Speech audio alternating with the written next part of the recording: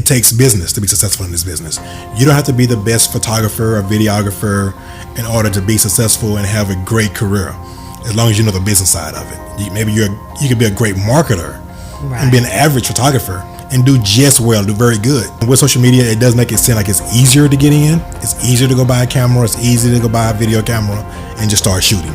But it takes time to learn, and you also have to have some type of quality about your work. There are guys that's been shooting for 2 years who can probably blow me under the water with their photography and their Photoshop. That's great, but they don't have the business acumen. They're not responding to their emails on time. They're not giving clients their pictures on time. They're not calling back people on time. That's the part that they don't quite understand. You got to run that business part. That business part isn't there.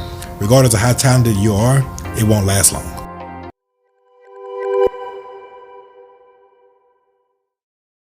It's time for Big Texas Boston with Lalani Wilson-Jones. Spilling the tea on Bossing Up. Today we're spilling the Texas tea with the one and only world-renowned photographer Kuan. World-renowned.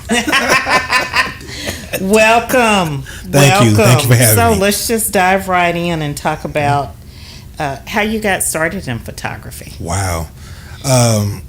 Let's see. I started about 2005, just kind of messing around with the camera, and it goes back even farther than that. I've always been a person interested in art and drawing, painting, coloring, all that stuff. I did all that through high school. My concentration at high school was art classes, and so went to college like everybody told me to do. Just got a regular college degree, nothing special.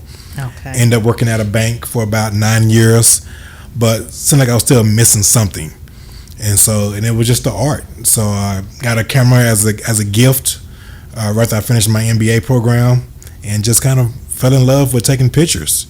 And that's about 2005 or 6 or so. And then from there, you just kind of start shooting everything. Everybody kind of starts seeing the photos, asking you to do little small odd and end jobs, and then just kind of grew from that experience. Okay, what would you say makes your eye unique? I don't know if it makes it unique. I just have maybe a slightly different perspective on things. Okay. I know how I want the image framed up.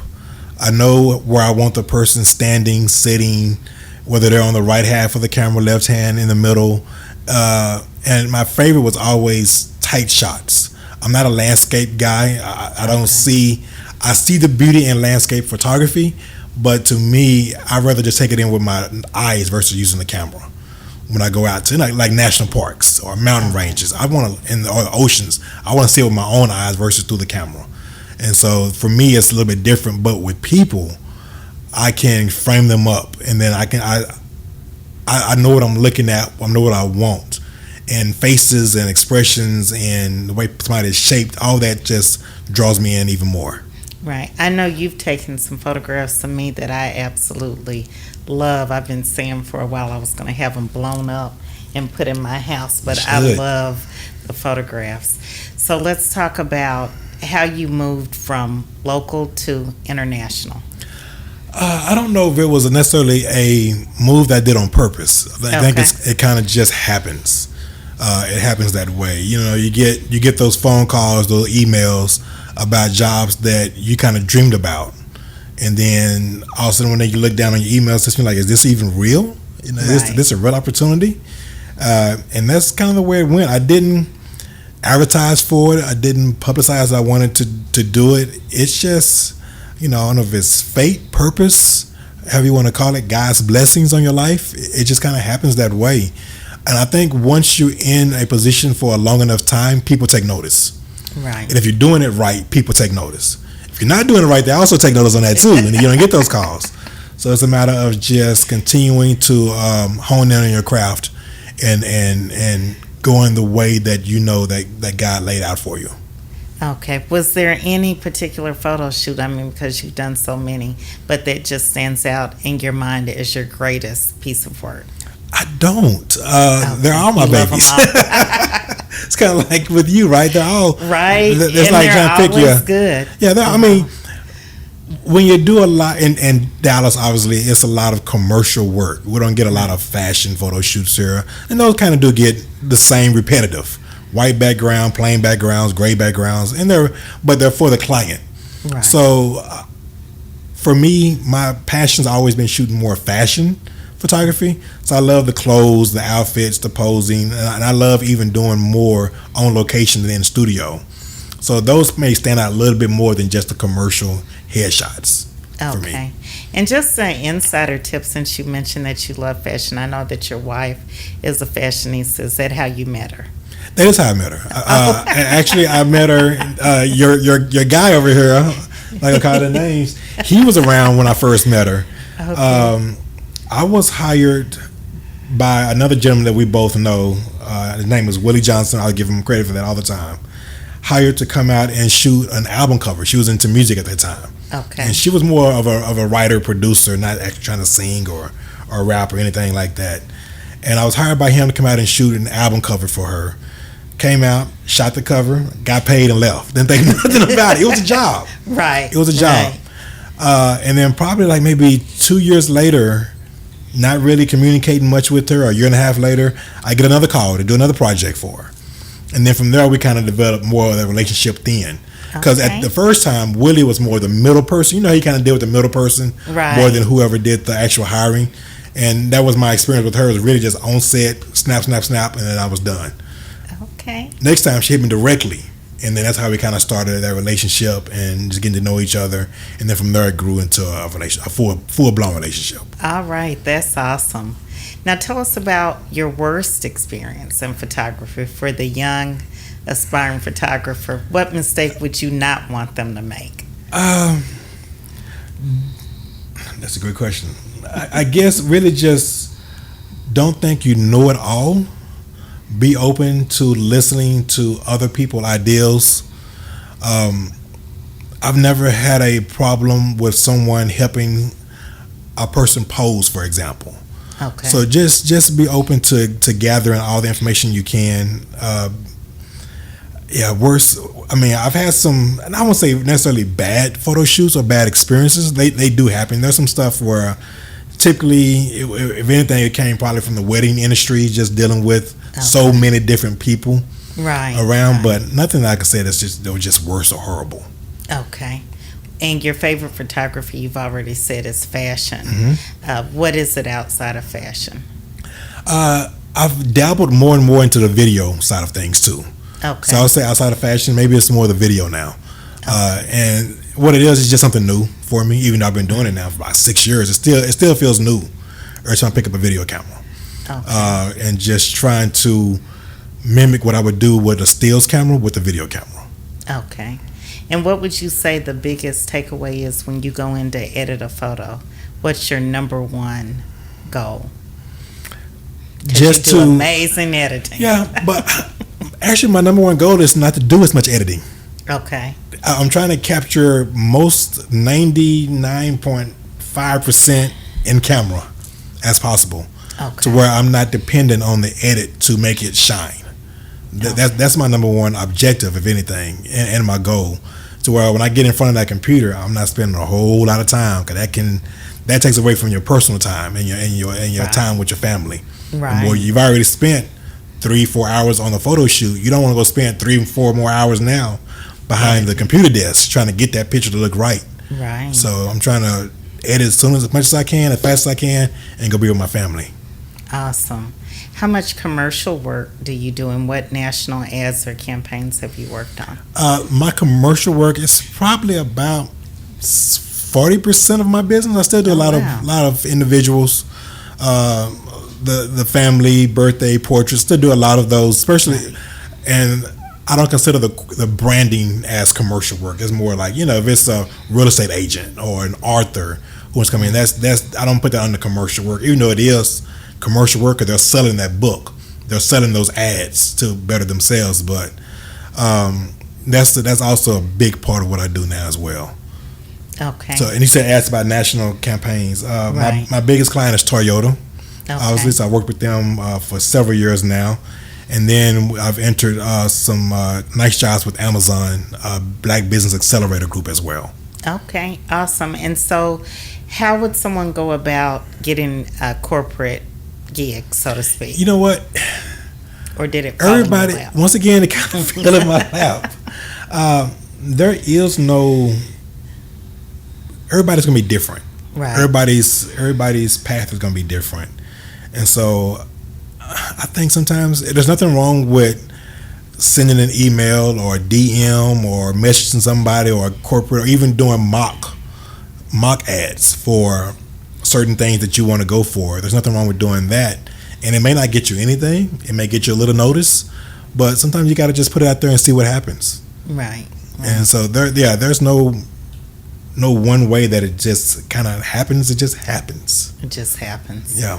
That's awesome. Tell us about the business side, because I don't know that it's oversaturated necessarily because to me it's the quality Right. of the photos that you get. So you don't have a lot of people out there that care about the quality. Like I know people who go other places and take pictures or go, and I'm looking like I would never pay for those photos. Mm-hmm. But what do you say to the business aspect? Because somebody may be more business savvy and that's how they're able to sell Right. themselves. Well, So what would you say was behind the business Gotcha. of One the of the camera? sayings that we have in the business is basically it doesn't take talent to really be successful in this business.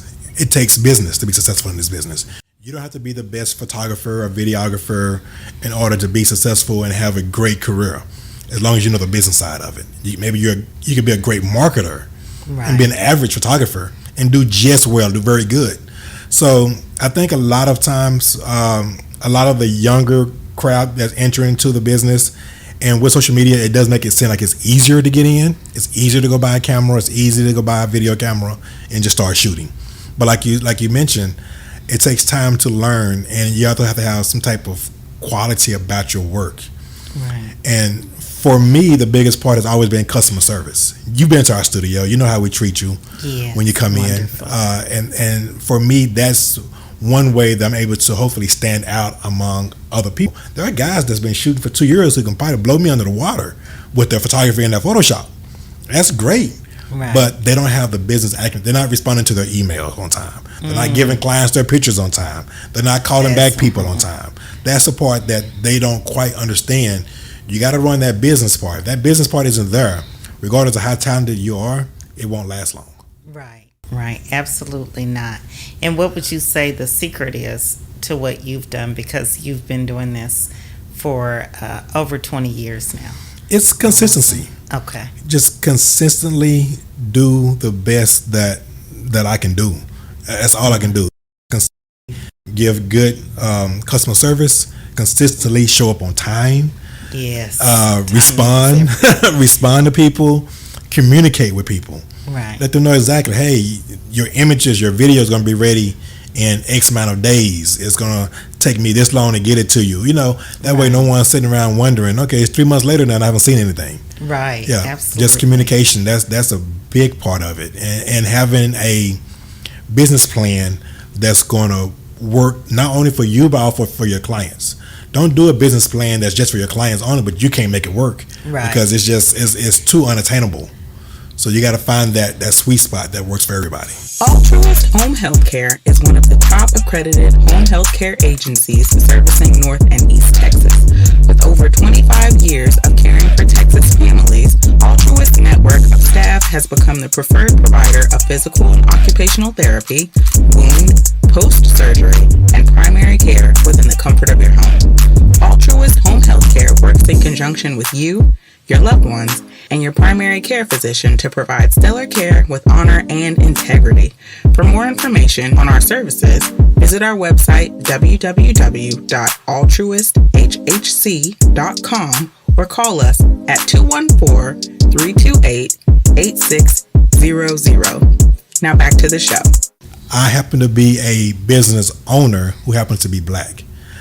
I don't pitch my services only to black businesses. I don't pitch my services to only those that are non-black businesses. I pitch my services to everybody.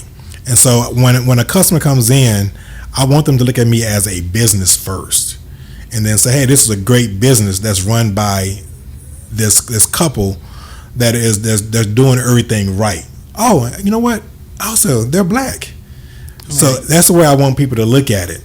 when they come into our studio. Right. Now, 90% of my clientele is African American based. That's who I service. Okay. You go to my website, that's what you see. That's who supports me. So you come into my studio, on my studio walls, you will see 90% African American pictures on my walls. Because that's who service me. That's who takes care of me. That's who feeds my family. So I'm going to definitely showcase that work with no shame at all. Right. But I think the fact that you have international sponsors that you do work for, I think that speaks for itself and shows that you're not only, you happen to be black, but you service everybody. Exactly. So that wasn't necessarily something I would have asked, because the work speaks for itself on the platforms that you deal with. And I think as black people, we have to be cognitively aware of that and know that when we are working with people, the color doesn't matter. We're here to do a business. So whether you're black, brown, purple, blue, green, white, pink, whatever you are, it doesn't have anything to do with the business, right, or the delivery of the service. So, and if you weren't able to do that, you wouldn't have those platforms to illustrate your work. Exactly. Yeah, it doesn't matter what the color. If my work is bad, then I hire me. Right. Exactly. Regardless, you might get trashed in the industry if your work is bad. Because I've seen that happen to some good photographers who had, I'm gonna say, bad days. Yeah, we all have bad days, but you got to be able to bounce back from those days, and when you get the opportunity again, make sure you put your best foot forward. Exactly. One thing that you keep mentioning that we don't get to talk a lot about on the show is the work-life balance. And as a black man, how do you do a work-life balance? Because you've expressed it several times, so I know it's important to you. But how do you maintain that? It took a long time to get a balance. Okay. When I first went into this full time, I called myself, I was a true, whether it's a good term or bad term, hustler. I mean, I'm shooting everything under the sun. Didn't matter what time of day it was, because that was my source of income. Right. I'm trying to get established. So I'm shooting birthday parties, bridal showers, bachelor parties, bachelorette parties, weddings, 1-year-old birthday party. It didn't matter what it was. If it was a job and paid, I was there. Right. But it took me a while to realize, you know what? I don't enjoy shooting certain things. Okay. And I don't enjoy being gone from 8 in the morning to midnight from my family or from my house. So let me find a way. And my biggest pet peeve, well, thing I did a lot was I would try to schedule around Cowboy games. Big Cowboy fan. Right. And so, and I'm like, wait a minute, what's my clients? But Cowboys not paying me no money though to go sit there and watch that game. So trying to find that balance where, you know what, I'm gonna enjoy the game on this Sunday, but next Sunday I'm working. Right. I'm gonna take off this Sunday, but next Sunday I may put an extra. I may just cover one session. Okay. So just trying to find that balance, and it took a while to realize that this is my company. I can set my schedule. Right. It's okay if I set my schedule. If I don't want to answer the phone after 6 o'clock, I don't have to answer the phone after 6 o'clock. And it's still tough from times to times, but I have been able to kind of put that more into focus. And it helps having a strong wife that also makes sure you put that in focus. Okay, good. So she keeps you grounded she keeps on the me grounded. schedule. It is, yes. At a certain time, you got to just say enough's enough. Okay. Good. And I think that's good information, because a lot of times people get so caught up in, I'm building this business, I'm doing this and that, and you really forget. I know for me personally, you forget about the home life, and you forget, oh, I need to schedule this, or I do need to be at home for this, or we've got this to do with the family. Exactly. So it's important, and it's important to know how to get there. It is. And if you're not there, it takes a minute to build that. Perfect. So I think that's awesome. So tell us what's in store. I heard that there was something else going on. What's all this madness about? Well, we've just recently, I was going to say recent, but it's about a year now, moved into a new studio. Okay.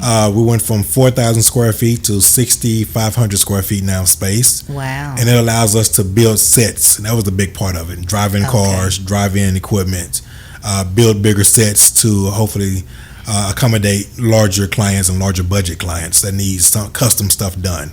Okay. And so that's a big part of it. And then also we were able to open up 3 podcast studios with inside there as well. Oh, nice. We have 1 currently working and operating, and then we have plans to get the other 2, at least 1 more done before the end of this year, Okay. and then the last one will be done next year. Okay, that's wonderful. And how would somebody go about trying to get podcast space at your studio? Sure, you just easily go to our website, send us an email. I think we even have, or you can just request the podcast packages. Okay. We email those to people, send them out to clients, and they're simple as renting. And the best thing about the podcast room, we have all the equipment there. Really, you just come in, sit down with your material, and start talking, and we hit record and go. Nice. Real simple. Yeah, that is real simple, so that's nice. Tell us what's on the horizon for Kuan Burton. Great question. Trying to, once again, push more into that video realm. Maybe work on a few video projects. Hopefully start a couple of reality type series and see how they go. At least be able to pitch them. Okay. Things like that. And then just continue to increase client awareness through commercials. Okay, that's wonderful. That's wonderful. Now, where are you from here, Kuan? Well, it's kind of a round the world type of thing. I grew up some in Dallas, moved to Wichita Falls at a very young age. Okay. Wichita Falls, Texas, about 2 hours north of Dallas. Right. But I came back around 8th grade. So I've been in Dallas since 8th grade on. Where did you go to going high school? High school, Skyline. Okay. Yep, Skyline so Radio. Pleasant Grove's Pleasant finest, Grove. huh? But I was in Carter School District in Oak Cliff. Oh, I went to Skyline because back then Skyline had a commercial art cluster or program. Mm-hmm. They were considered, they weren't necessarily, I guess, we had magnet schools? I mean, right. They were called magnet schools Skyline then. was considered Skyline a magnet was considered school a magnet for certain school. programs. Right. So they had commercial art program, which is why I went to Skyline in order to do that. I did that all 4 years I was there. Well, the first year you do an introductory to different clusters. They call them clusters then. And then you pick which one. And for me, they even had photography too. I didn't do that one. I did commercial art. Okay. So I would catch the bus at Carter High School to Skyline. And then do classes and come back and everything. Okay. Nice. So, nice. And then from there I went to Baylor and then back to Dallas. Okay, so you stayed in Texas Stayed the in whole Texas. time, true to Texas. Yep, That's Texas. why you're a Texas boss. Exactly. So, but the transition of that and working, because so many people have transplanted to Dallas and have come into the metropolitan area with whatever skill or asset they bring. But there's one thing, if you're from Dallas, there is a certain clique that you need to be in, and a clique rolls a certain way. Right. So it's easier to get in if you're from Dallas versus outside of Dallas. What do you think about that? I think you're actually correct. Okay. But I don't think I have any issues or had any hard times, adding or communicating and blending with other people outside of Dallas. Right. I think Dallas put more of an emphasis on that than other people do. You think so? Because you're here in Dallas, right? The question is always, well, you got to leave Dallas to get popular and get famous and come back to Dallas to do anything. But I think Dallas is the only one who says that, or people in Dallas. Right. No one from anywhere else ever says, I got to leave my city, go somewhere else, and come back to my city. No, what you have to understand is Dallas has a certain place, and you have to know and be honest with yourself and understand that Dallas, like I mentioned earlier, is a commercial photography town. Well, what does that mean? It's commercial because the biggest source of photography out of Dallas for a long time was JCPenney. Well, JCPenney is a commercial. They shoot commercial type images for their website and for their catalogs and magazines. So Dallas wasn't considered a celebrity town. It's not considered a fashion hub. You still got New York, LA, maybe even Chicago or Miami ahead of Dallas when it comes to that. So you have to understand where Dallas kind of sits in that photography and video realm and then go from there. But do you feel like, because I feel like Dallas is emerging fashion-wise, what do you feel like as a photographer? I still feel like it's lacking. Okay, what is Dallas lacking? I think it's just lacking. You know what? For it to be a fashion town, and it's only my opinion, don't mean nothing. I think we're still lacking the celebrity part that pushes the fashion forward. You know what? And people always ask me about what celebrities are in Dallas, what celebrities. And if you're talking about an international celebrity, there aren't any. But when you're talking about the sports level, you know, we've got them. We've got a lot of country and western singers. I always tell people who are here. And we do have rappers that are in and out of Dallas. And we have national people who are here, but international, no. But I think we can make the best of what we have. Oh, yeah, without a doubt. You know, to make it even better. We've got a lot of executives. So it just depends on what type of celebrity, to me, that you're looking for, because we've got the CEOs here from all over the world, and some of the top CEOs in the country. We've got the billionaires. So what is it, you know? Well, my thing is, who pushes the fashion forward, I guess, the fastest? Well, that's always going to be New York and LA. Right, but within those towns, it's going to be the celebrities within those towns. Yeah, but a lot of them are coming in, you know. Well, they come to Dallas. Host. They come into Dallas. Yeah, they come in to host a party, host an event. But another question is, and maybe Mario can answer this, why do most celebrities schedule their concerts on like a Tuesday or Wednesday night? I hate that when that happens here. They do that here. They don't do that in New York or LA. They do that here. They couldn't. They come in on a Tuesday or Wednesday night because, and I've always said, once again, being from Dallas, I've always said, I think it's just because they don't respect Dallas enough to schedule their event on a weekend. Right. It's not a major hub for them. It's a fly-by town. They come in, do their show, and they leave and go. Right. That's why I continue to say Dallas is not a celebrity town. If it's a celebrity town, you're going to schedule it on the weekend. You're going to hang out here a little bit when you're here in town. They come in, they do their show, they go to the next place. Right, headed to Houston, New Orleans. Right. So that's why I don't think Dallas has that fashion that people believe we have. And from my viewpoint, it's celebrity. That's why if you go to my website, you go to anything that I put up, I never put celebrity photographer. Okay. I'm not a celebrity photographer. I'm in Dallas. There's no celebrities here. Don't get me wrong. There are. We have our gospel celebrities. I was fortunate enough to do an album cover for Kirk Franklin a few years ago, and for which was an amazing opportunity. So we do have our gospel celebrities here, and we do have, like you said, our athlete celebrities are here. But remember, for many years we couldn't get them on the Mavericks for nothing. Right. They didn't want to come to Dallas. Right. When we had Dirk, it was hard to get a big time basketball player in Dallas. Right. You know, football is different because we love our football here in Dallas, so we can get those guys here. And everybody loves Jerry Jones and being able to play for the Cowboys. Right. So, and now the Rangers just won. So maybe start getting some baseball celebrities coming in and things like that. And we have our country and western stars, like you said. I'm not in that. And we've got our soccer team. We got our soccer team. So we have a lot going on in Dallas that people don't always see or recognize.